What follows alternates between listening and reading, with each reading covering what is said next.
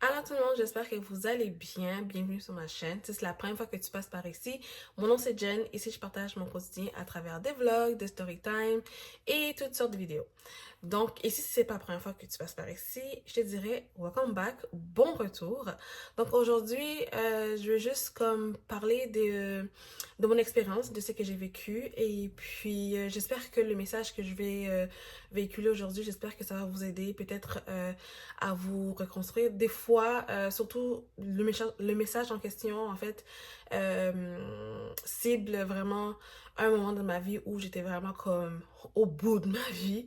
Je voyais plus, dans le fond, le bout du tunnel. Donc, si toi aussi, tu te trouves dans cette situation, si tu penses que, voilà, t'es au bout de ta vie, tu te dis que les choses vont que empirer, ça va pas bien, il y aura pas il y aura pas d'amélioration ou peu importe. Si tu es juste dans le négatif, j'espère que cette vidéo t'aidera, vraiment. Donc, on se trouve en 2023, l'année passée, même date, même mois. Donc, l'année passée, au mois de novembre, j'ai été licenciée. Je pense que vous avez vu, bon, pour les gens qui me connaissent un peu, vous avez vu la vidéo que j'ai fait il y a quelques mois. Je faisais une vidéo qui disait que j'étais licenciée. Bon, dans la vidéo en question, j'avais trouvé un nouveau emploi, mais avant de trouver cet emploi-là en question, j'ai été licenciée au mois de novembre. Donc l'année passée, en novembre, j'étais au bout de ma vie. J'ai été licenciée, j'ai perdu mon emploi à un moment où j'avais vraiment besoin d'un emploi. Au mois de novembre, on sait tous, Noël arrive. Noël, c'est comme dans un mois et demi à peu près. À peu près. Et puis, je me préparais déjà à, bon, euh, préparer les cadeaux pour les enfants, les décorations pour la maison. Je préparais déjà, en fait, plein de choses, plein d'activités parce que c'est Noël. À Noël, jour de l'an, on sort, on va voir la famille, on fait des échanges de cadeaux. Et les enfants aussi, ils veulent voir un sapin. Donc, il y a plein de choses qui viennent avec le mois de novembre et décembre. Donc, j'étais vraiment en plein esprit de fête et tout ça. Sauf que mon travail me stressait au maximum. Et malheureusement, j'ai fini par le perdre. Qui fait que si je perds mon emploi, ça veut dire que je perds aussi une source de revenus. Non seulement ça, les gens qui sont au Québec, peut-être que vous allez vous souvenir, l'année passée, il y a eu la grève. Donc, les enseignants étaient en grève. Ils ont été en grève pendant 3 mois. Jesus Christ.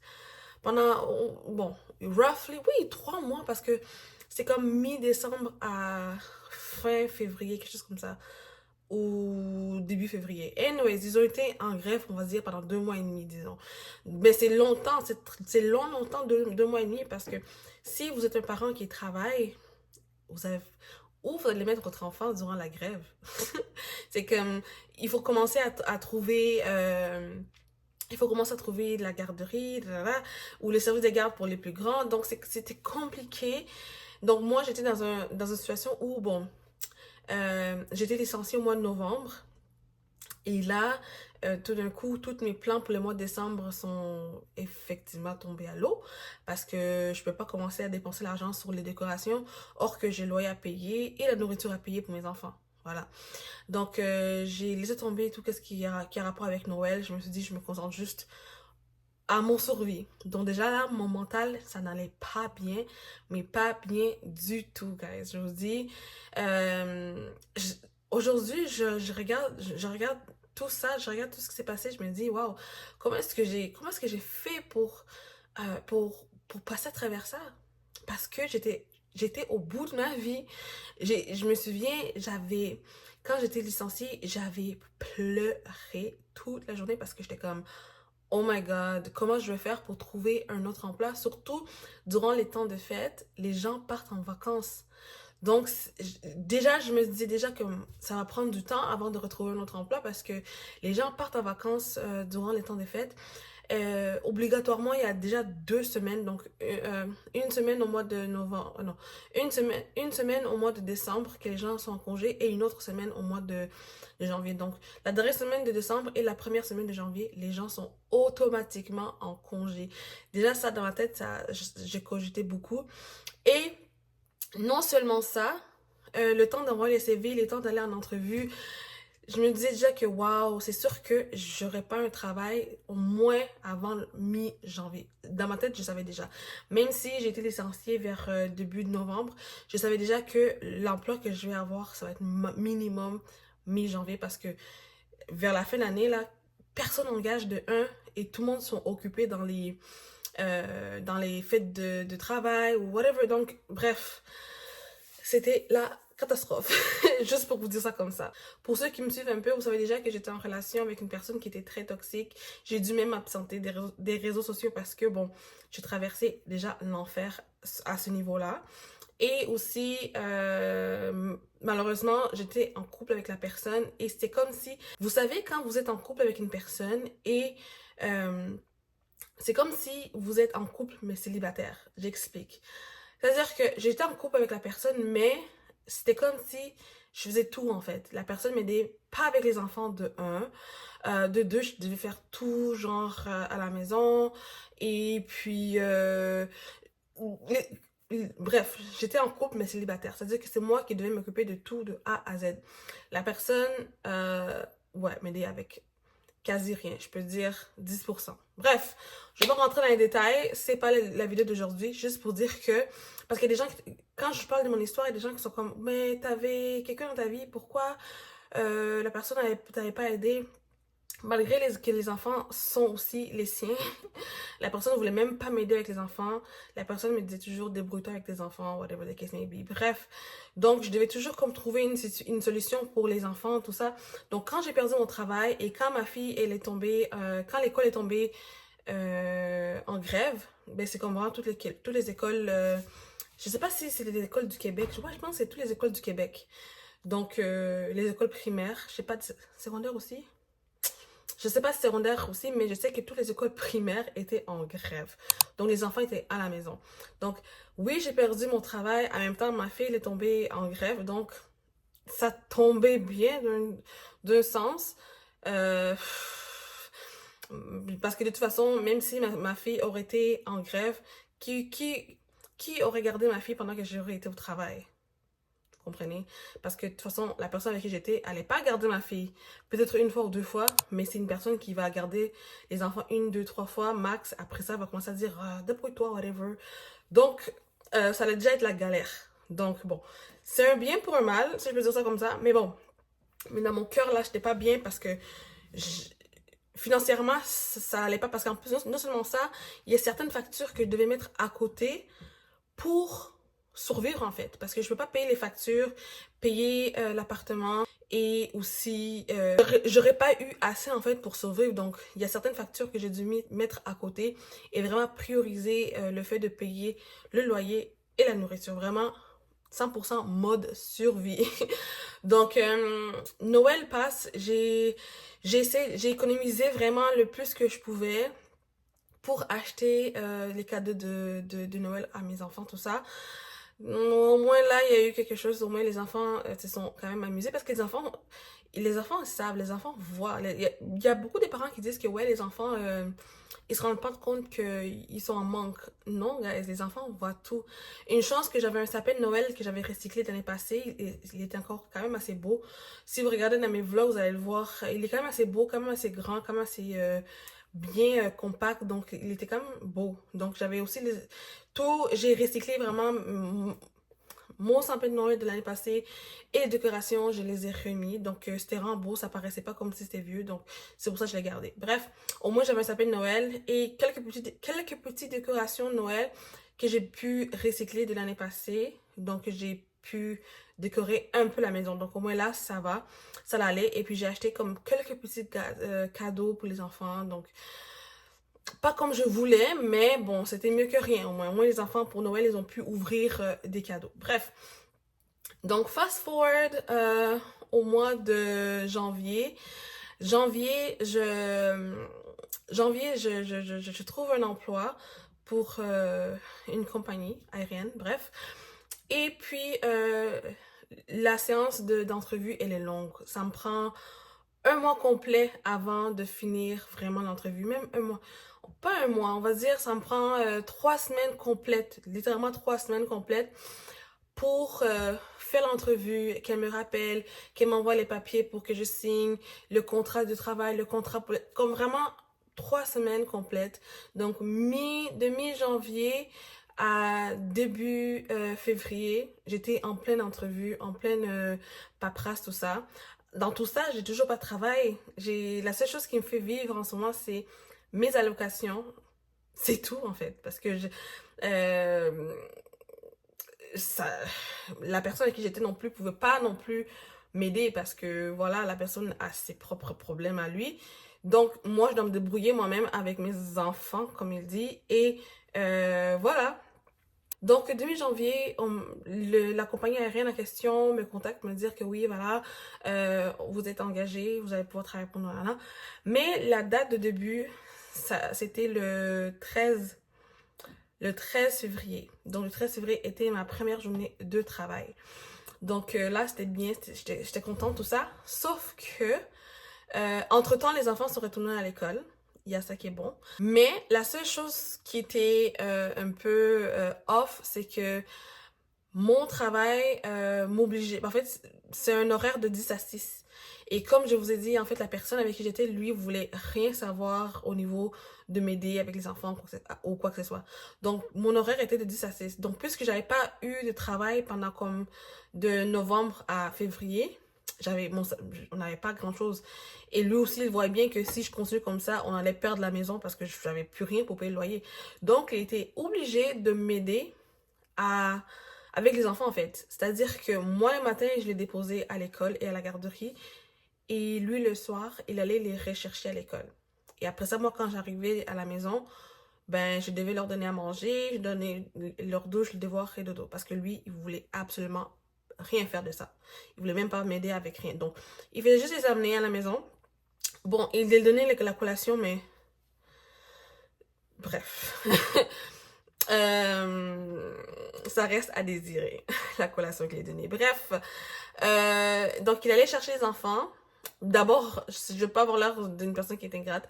Merci d'avoir été chercher les enfants à la garderie et à l'école et les ramener à la maison.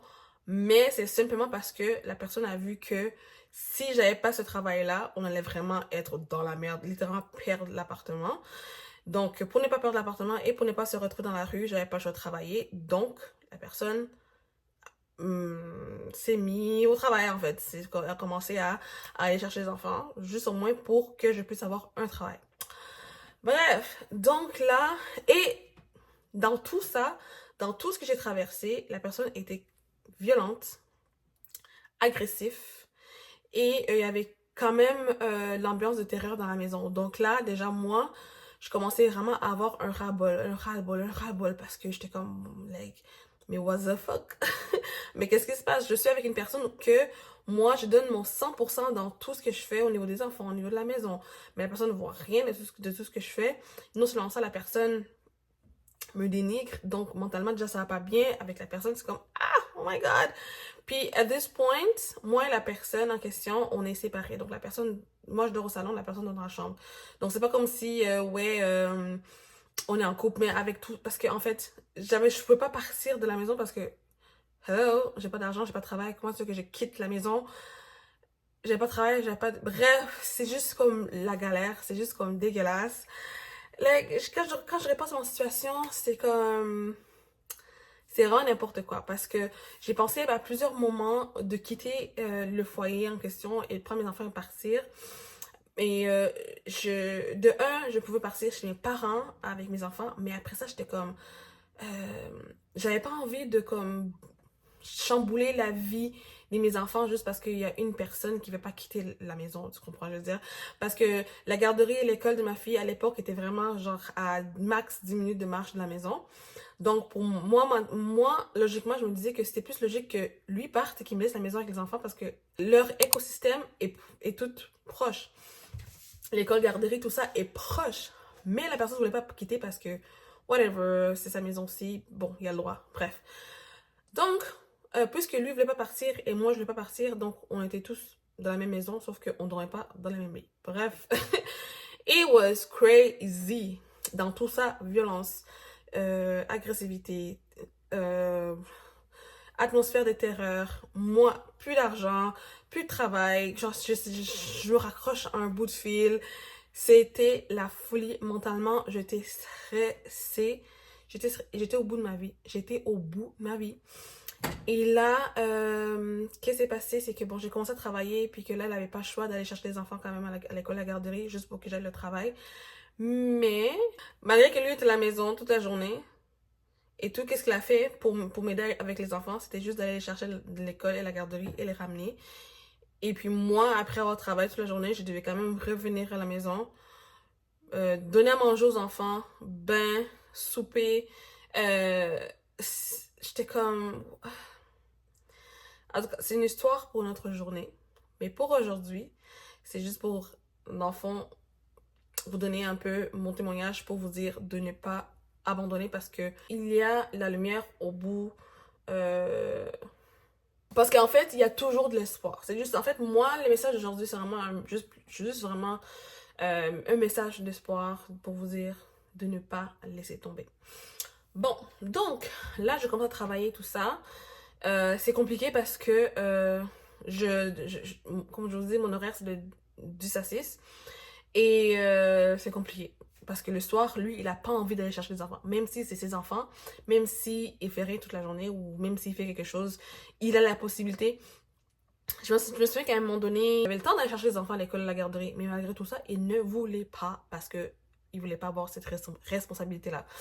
Donc, ça crée des tensions. J'étais comme, la tension n'a même pas lieu d'être parce que de un, c'est tes enfants autant que c'est mes enfants.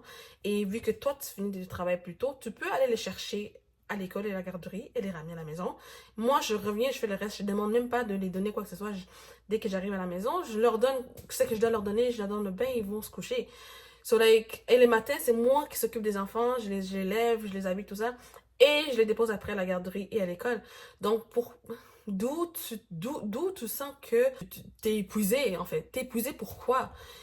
Ton seul travail, c'est juste aller les chercher à l'école, à la garderie et les ramener à la maison. D'où t'es épuisé. Si il faisait ma part, c'est-à-dire donner à manger, douche, dodo, le matin aussi, les réveiller, les habiller, les donner au déjeuner, les déposer à la garde. S'il faisait vraiment le tout, j'aurais compris que oui, il était fatigué, mon frère. Mais, you only have one job. Les chercher de l'école à la garder, les ramener. Les restes, c'est moi qui le fais le soir et le matin. Bref, là, j'ai juste pas compris cette partie-là. Puis la partie de dire que ouais, c'est tes enfants. J'ai juste pas compris cette partie-là. Bref, donc là, je commençais vraiment à avoir un ras-bol parce que j'étais comme, baby, j'ai pas fait les enfants tout seul.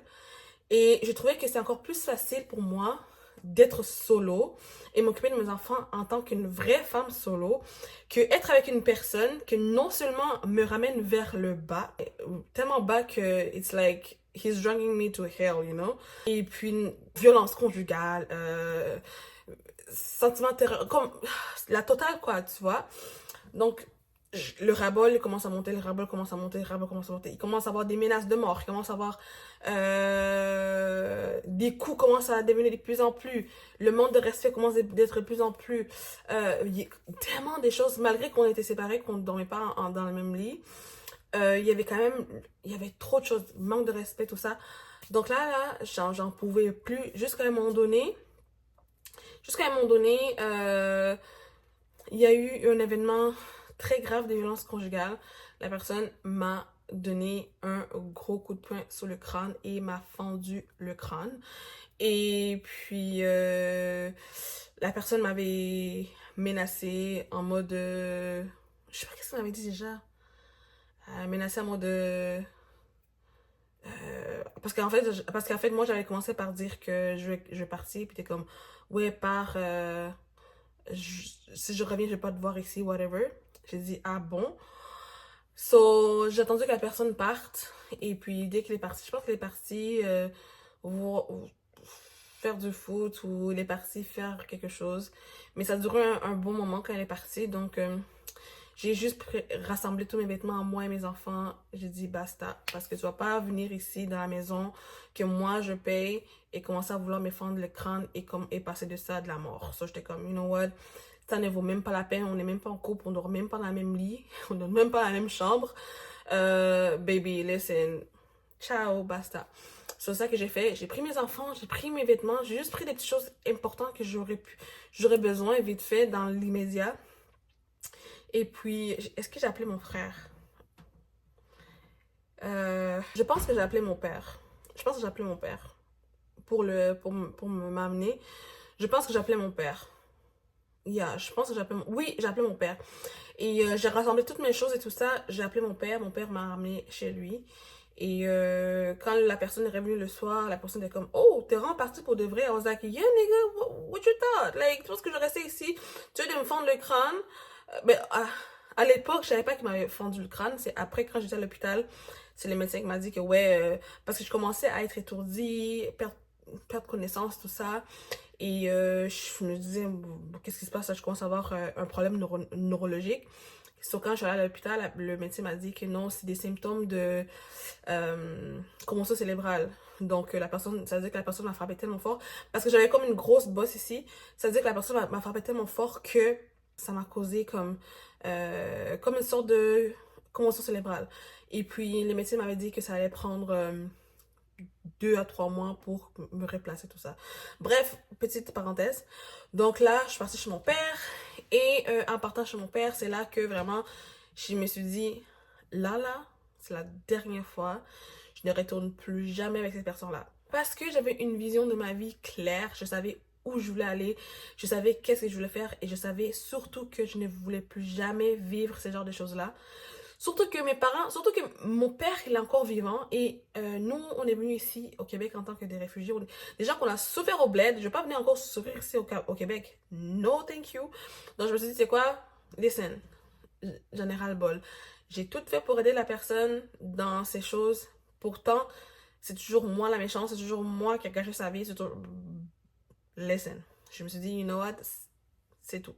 Ça y est, c'est bon. Moi, j'en ai ras-le-bol. Donc, quand j'ai quitté, je me suis dit, c'est la dernière fois que tu vas me revoir. J'ai pris mon enfant, je suis partie. Ça, c'est une histoire pour une autre fois, mais on a eu genre un signalement à la DPJ, mais ça, c'est une histoire d'une autre fois parce que c'est pas maintenant que j'en parlais. C'est trop tôt. Donc, parce qu'on est encore dans les allers-retours, donc, yeah, it's not the time. J'ai quitté le foyer et puis après, j'ai commencé à recevoir des messages de mon proprio et de lui. T'es où, tu vas payer le loyer? My nigga, débrouille-toi. So, je suis partie, pourquoi j'ai encore payé le loyer avec toi? Comment je suis partie? So, tu te débrouilles comme tu peux, you know? So, finalement, bref, au niveau de la séparation, j'ai pris juste ce qui m'appartenait, le reste, il a gardé. I don't give a fuck. Et puis là, je me reconstruis, là, je suis super bien. Et puis, c'est ça, tranquillement, pas vite, j'ai trouvé un appartement. Le côté où je me suis reconstruit, tout ça, ça va être une story time de une autre fois. Parce que c'est aussi long aussi de ce côté-là aussi. Donc, j'ai réussi à me reconstruire petit à petit avec l'aide des professionnels que je vais en parler dans une autre story time. Donc, grâce à ces gens-là, les professionnels en question, ils m'ont aidé à trouver un appartement. Et au jour d'aujourd'hui, je suis dans mon appartement, mon nouvel appartement. C'est pour ça que la cuisine n'est pas la même cuisine que vous êtes habitué de voir dans mes anciens vlogs parce que c'est une autre cuisine, c'est un autre appartement. Et je vous dis, les filles, je suis super bien avec mes enfants, on est tranquille, il n'y a pas de sentiment de terreur, il n'y a pas de violence, il n'y a pas on a peur ou whatever, il n'y a pas de ça, on est tranquille, moi et mes filles, on est tranquille. J'ai vécu presque 5-6 ans avec la personne dans la violence conjugale. Bon, avec des hauts et des bas, des fois ça allait bien, des fois ça allait mal, mais vous savez déjà le cycle de la violence, comment ça se passe. Donc, c'était incroyable. Vraiment, là, ça se passe bien. J'ai quitté mon foyer en mars. J'ai trouvé un appartement au mois de juillet. J'ai aménagé ici le 5 juillet, je pense. Bon, le 1er juillet, j'ai signé le bail, mais officiellement, je suis rentrée dans l'appartement le 5 juillet. Et j'ai réussi à payer beaucoup de mes dettes. Là, maintenant, je suis tellement au niveau financier, je suis tellement dans un high financier que j'ai pas été depuis que j'étais avec la personne. J'ai pas été dans ce high financier-là depuis longtemps, là. Donc, juste pour dire, quand Dieu veut pas que vous soyez avec une personne, Dieu va tout faire pour que vous le voyez de un et que vous quittez, genre, la situation. Encore une fois, Dieu travaille dans des façons mystérieuses. Si tu ne portes pas attention à ton sixième sens, parce que Dieu parle pas avec sa bouche, il parle avec les personnes qui vont dire des choses ou des actions ou des événements qui vont se passer. C'est là que c'est comme ça que Dieu se manifeste et pas par la parole comme ça, parce que comment tu veux qu'il parle, tu comprends? Donc il va parler à travers des personnes, il va parler à travers des événements. Donc il faut toujours être en tension, il faut toujours être en symbiose avec soi-même pour être capable à chaque fois d'entendre cette petite voix-là qui est notre sixième sens, des fois que Dieu travaille avec, ou bien d'être capable d'avoir les yeux pour voir qu'est-ce qui se passe autour de soi, pour être capable de capter le message qui est envoyé. Bon, donc pour vous dire que en ce moment, moi et mes enfants, on est super bien, ça se passe super bien. Financièrement, je suis bien. Je suis pas, guys, je suis pas riche du tout, mais juste pour dire que financièrement, ça se passe bien, parce que finalement, comme je vous dis, j'ai passé comme beaucoup de mois sans travailler. Et puis, quand j'ai commencé à travailler, c'était compliqué parce qu'ils ne voulaient pas garder les enfants. Et puis, quand j'ai recommencé à travailler, bien sûr que j'avais toutes les factures à payer parce que j'ai passé quelques temps sans travailler. Donc, l'argent servait vraiment à payer les factures qui n'ont pas été payées, qui ont été mises à côté pour être capable de survivre. Je ne sais pas si vous comprenez. Bref, donc ouais, sinon là ça se passe vraiment bien. Et c'est pour ça que je mets de l'emphase sur le côté financier parce que financièrement j'étais vraiment au bout du rouleau, au bout de ma vie. Puis que là, j'ai comme vraiment fait un 360. Donc, par la grâce de Dieu, que Dieu continue à me fortifier, à me bénir. Ça se passe super bien. Ma vie, les enfants, en plus, ma fille faisait des crises. Oh là là! Les gens qui me connaissent le savent. Ma fille faisait des crises tellement intenses parce que c'est un enfant qui a vécu de la violence, qui a été impacté vraiment beaucoup par tout ce qu'elle a vécu. Mais là, ma fille fait zéro crise, ça se passe super bien.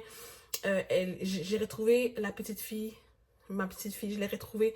Je trouvais qu'avant, elle était trop dans le si je fais ça, on va m'engueuler, si je fais, tu sais, trop dans la peur, quoi. Mais là, elle est free, elle est libre. Et je suis vraiment contente de voir mes enfants s'épanouir de cette façon. Et par la grâce de Dieu, on va continuer à s'épanouir de cette façon-là. Mais c'est juste pour vous dire à vous aussi, si jamais vous traversez ce genre de situation, si jamais vous voyez que vous êtes au bout de votre vie, au bout du rouleau, ne lâchez pas. Toujours continuer à mettre les efforts nécessaires pour avancer. Et surtout, moi, ce qui m'a beaucoup aidé, c'est de mettre des... comment ça s'appelle? Des goals, des buts. Moi, je savais déjà, comme je vous disais, j'avais un ras-le-bol qui s'accumulait. Moi, j'avais une vision de ma vie. Je voulais juste être en paix avec mes enfants. Je voulais plus vivre la violence. Je voulais plus vivre le chaos. Je voulais plus vivre les chicanes. Je ne voulais plus de tout ça. C'est ça que je voulais. Donc, dès que il y a eu la goutte qui a débordé la vase, j'étais comme, wow. On dirait que j'ai comme eu une révélation. J'ai comme directement à mes yeux. Je sais pas, comme les personnes qui traversent la violence conjugale, ils ont souvent peur de partir parce que on a peur de partir pour plusieurs raisons. Pour des fois, quand on part, c'est là que la violence devient encore au max. Moi, quand je suis pas restée chez mon père, je suis partie ailleurs aussi. Parce que quand tu restes là où la personne sait où tu habites, la personne peut aller te rechercher là-bas ou peut te surveiller dans les environs. C'est important que quand tu quittes le foyer, il faut pas aller à des endroits où la personne connaît parce que la personne peut te retrouver. C'est important d'aller à une place où la personne ne connaît pas. D'abord, ici au Québec, si tu n'as nulle part où aller, appelle le SOS violence conjugale ou va sur leur site internet. Il y a toutes les informations sur le site et puis il y a toujours quelqu'un qui, si tu appelles, il y a toujours quelqu'un qui va te répondre pour t'aider à trouver où aller. Donc, si tu n'as pas de famille ou amis où aller, des amis ou famille que lui connaît pas, que monsieur connaît pas, ou que tu peux aller sans qu'il te retrouve, appelle SOS violence conjugale. Ils vont t'aider à trouver une place. Crois-moi, 100%, ne t'inquiète pas.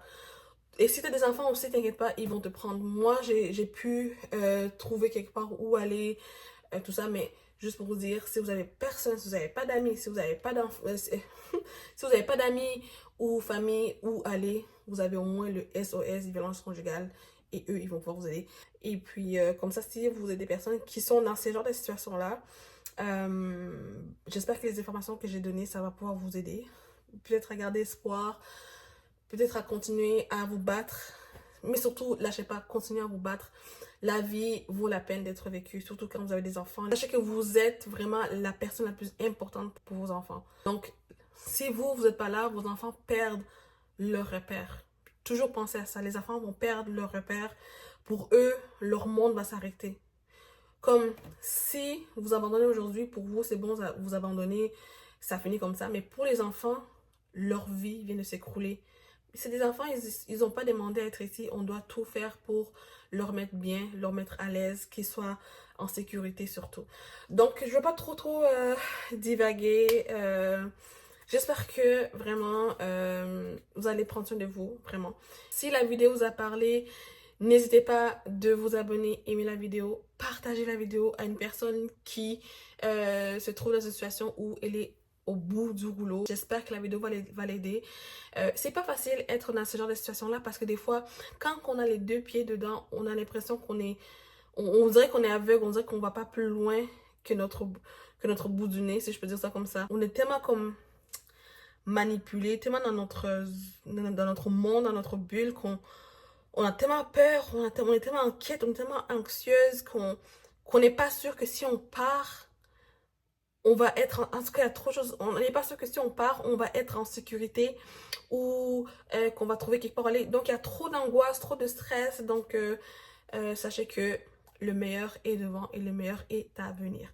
Donc, voilà. Merci beaucoup d'avoir regardé la vidéo jusqu'à la fin. J'apprécie réellement, énormément tout le monde qui regarde cette vidéo jusqu'à la fin. N'abandonnez pas, vraiment n'abandonnez pas. Mettez-vous un objectif fixe. Fixez-vous des objectifs. Fixez-vous des objectifs réels qui sont réalisables. C'est très important. Une fois que vous avez vos objectifs, ça va vous permettre en fait d'établir un plan et de savoir qu'est-ce que vous voulez avoir.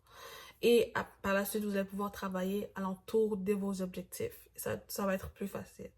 Donc, lâchez pas, continuez vos efforts, le meilleur est à venir. Et sachez que Dieu travaille dans des façons mystérieuses. Soyez à l'affût de votre sixième sens, soyez à l'affût de ce qui se passe autour de vous. Ne perdez pas votre foi, gardez votre foi en Dieu. Sachez que Dieu ne va jamais vous abandonner. Donc, voilà, c'est tout pour moi. Je vous souhaite de passer une belle soirée. Bye!